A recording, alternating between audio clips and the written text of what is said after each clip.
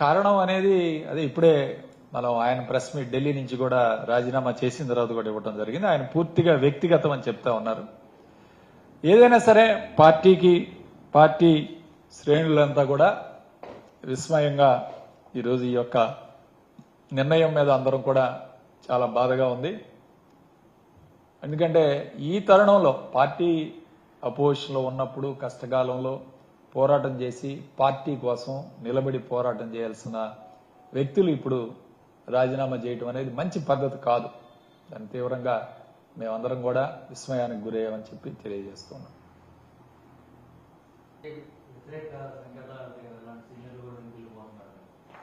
Yes ఉండొచ్చు. అదే ఇప్పుడు దాని మీదే క్యాడర్ను కూడా మనం ఇది చేయాలి. ఎందుకంటే జగన్మోహన్ రెడ్డి గారు వల్ల ఈరోజు పార్టీలో పదవులు పొంది ఇలాంటి వాళ్ళు రాజీనామా చేయడం అనేది బాధాకరమైన విషయం.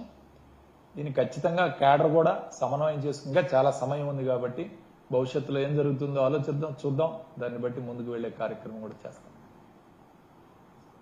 ఎన్నికల సమయంలో చంద్రబాబు నాయుడు, పవన్ కళ్యాణ్, లోకేష్ ముగ్గురు కూడా తిట్టి ఆ రోజు మేము వస్తే పూర్తిగా ప్రభుత్వ మెడికల్ కాలేజ్ రన్ చేస్తామని ఎన్నికల ముందు హామీ ఇచ్చారు.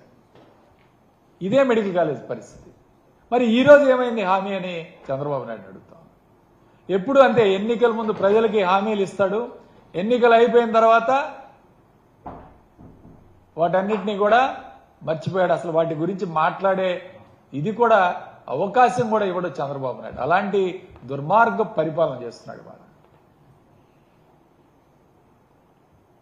ఈరోజు చంద్రబాబు నాయుడు నిజంగా లాస్ట్ ఉగాది రోజున, ఉగాది పండగ రోజు 2024 ఉగాది అంటే ఎన్నికల ముందు గుడిలోకి వెళ్లి పూజ చేసుకుని కొబ్బరికాయ కొట్టి బయటకు వచ్చి ఏమన్నాడంటే వాలంటీర్లకు 10,000 ఇస్తాను, వాలంటీర్ వ్యవస్థ కొనసాగిస్తానని చెప్పాడు.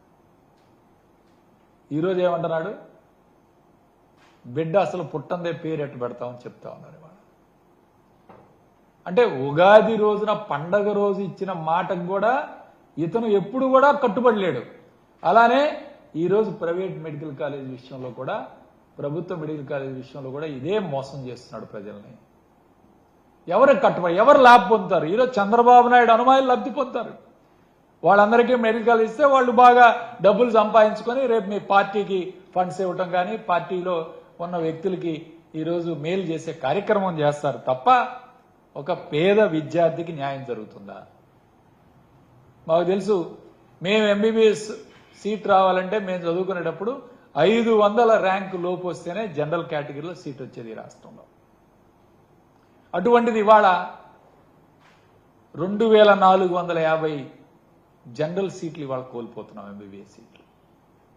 ఇప్పుడు ఈ రాష్ట్రంలో 2300 సీట్లుంటే ప్రభుత్వ సీట్లు, ఇవాళ ఇంకొక 2450 యాడ్ అయితే దాదాపు 4600 సీట్లు ఫ్రీ సీట్స్ ఉంటాయి. అంటే పేద విద్యార్థులు కేవలం ప్రభుత్వం అడిగే ఫీజు, నాకు తెలిసి మేము అప్పుడు ఫీజు కట్టింది కూడా 541 రూపాయి, 291 ఒక చలానా, 240 ఒక చలానా, 541 రూపాయలు ఫీజు కట్టి సంవత్సరానికి చదువుకున్నాం. ఇవాళ ఎవరు నష్టపోతున్నారు? పేద విద్యార్థులు నష్టపోతున్నారు.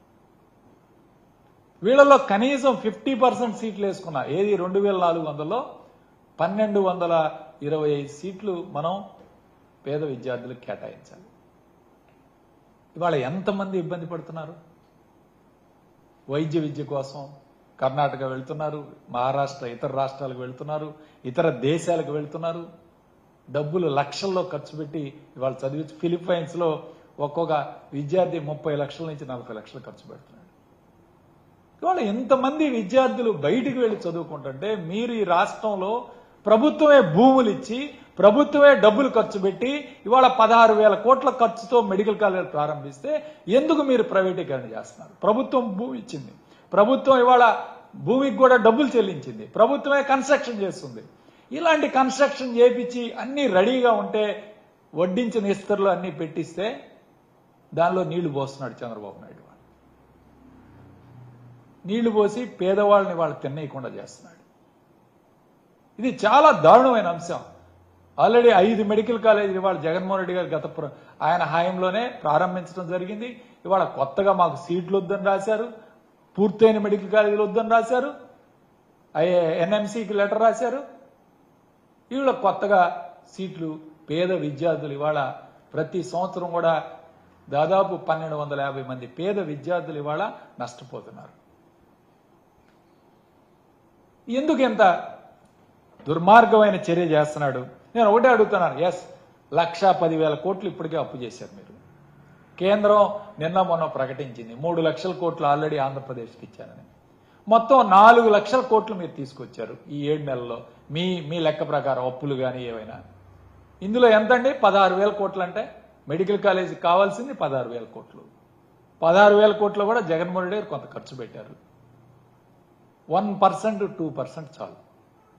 2% ఆఫ్ మీరు బడ్జెట్లో పెట్టినా ఈ మెడికల్ కాలేజీలన్నీ కూడా బ్రహ్మాండంగా పూర్తయి బయటకు వస్తాయి. ఇవాళ మన రాష్ట్రంలో డాక్టర్ లేరు. ఇవాళ రూరల్కి వెళ్ళి రూరల్లో హెల్త్ క్లినిక్స్ రన్ చేసే డాక్టర్ లేరు మన రాష్ట్రంలో.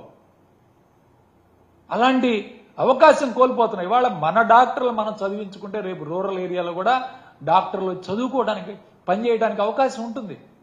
పిఎస్సిలో డాక్టర్స్ మీరు పోస్టులు ఖాళీ అని మీరు నోటిఫికేషన్ ఇస్తే సగం ఖాళీలు పూర్తి చేయలేకపోతున్నాం. ఎందుకంటే ఎవరు కూడా పనిచేయడానికి రావట్లేదు. వాళ్ళు సీట్లు పెంచే కార్యక్రమం చేస్తే నెంబర్ ఆఫ్ డాక్టర్స్ పెరుగుతారు. మనకి రేపు రూరల్కి వెళ్ళి సర్వీస్ చేసే అవకాశం ఉంటుంది. ఖచ్చితంగా ప్రజలకు మేలు జరుగుతుంది. అంతేగాని రేపు కార్పొరేట్ హాస్పిటల్ పెడతారు మీరు మెడికల్ కాలేజ్ ప్రైవేట్ వాళ్ళకి, వాళ్ళు యూజర్ ఛార్జీలు అంటారు. ఓపీకి రాంగ్లోనే ఓపీ ఫీజు, నామినల్ ఫీజు అంటారు, లేకపోతే ఎక్స్రే ఫీజు అంటారు, సిటీ స్కాన్ ఫీజు అంటారు. అంటే ప్రభుత్వం నిర్మించిన హాస్పిటల్స్ లో కూడా ఫీజులు కలెక్ట్ చేసుకునే కారణంగా ఈరోజు ప్రజలకు ఎంత భారం అవుతుందో ఒకసారి అర్థం చేసుకోవాలి చంద్రబాబు నాయుడు. కాబట్టి దీన్ని పూర్తిగా వ్యతిరేకిస్తూ వైఎస్ఆర్ కాంగ్రెస్ పార్టీ ఖచ్చితంగా దీని మీద ఫైట్ చేస్తుంది. ఎందుకంటే దేశంలో ఎక్కడా లేదు ఈ సంస్కారం, ఈ విధానం దేశంలో ఎక్కడా లేదు. ఇవాళ మన జగన్మోహన్ రెడ్డి గారు పోయిన ప్రభుత్వంలో మన రాష్ట్రంలో ప్రతి జిల్లాకి ఒక మెడికల్ కాలేజ్ ఉండాలని కోరుకున్నారు. ఇది కొత్త జిల్లాల్లో 26 జిల్లాల్లో. దీన్ని చూసి కేంద్ర ప్రభుత్వం ఒక్క యూపీలోనే 73 మెడికల్ కాలేజ్ ఇచ్చారు ఉత్తరప్రదేశ్లో. ఇవాళ వాళ్ళెవరూ ప్రైవేటైజేషన్ చేయటం లేదే. ఒక్కరు కూడా ఈరోజు ప్రైవేటైజేషన్ మీద మాట్లాడలేదు. వాళ్ళందరూ కూడా ప్రభుత్వమే రన్ చేస్తున్నాయి. ఒక్క ఆంధ్రప్రదేశ్ రాష్ట్రంలోనే ఎందుకు ఈ కారణం అంటే మీ అనుమాయులకి ఈరోజు అంటబెట్టే కార్యక్రమం. మెడికల్ కాలేజీలు ఈరోజు నిర్వీర్యం చేస్తున్నారు. ఆరోగ్యశ్రీని ఇన్సూరెన్స్కి ఇచ్చేస్తున్నారు.